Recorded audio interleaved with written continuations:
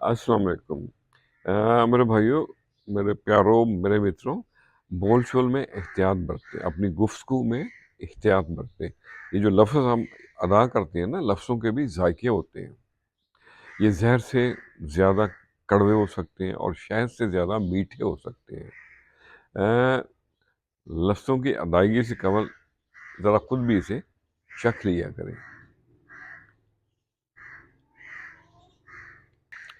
तो आओ सुने हम न्याज़ की बातें। गुल के साथ ही खार की बातें। सख्त न बोलो कलमा कोई, सख्त न बोलो कलमा कोई, करनी है बस प्यार की बातें। आओ सुने हम न्याज की बातें। ये दुनिया बड़ी जालिम है। दिखलाती शहद है और मुहैया करती है जहर।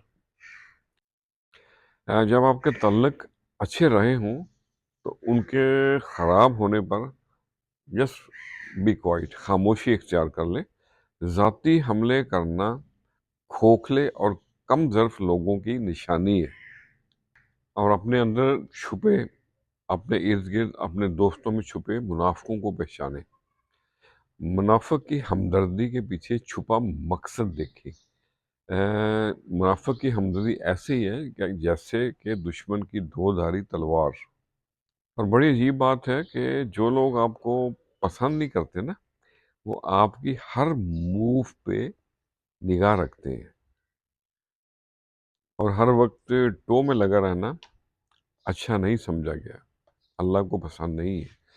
तो दुआ है मेरे भाई कि अल्लाह हम सबको सीधे रास्ते पे, सिरात मुस्तकीम पे चलने की तौफीक दे। खुश रहें और सबके साथ आसानियों का सबब बने। अस्सलाम वालेकुम।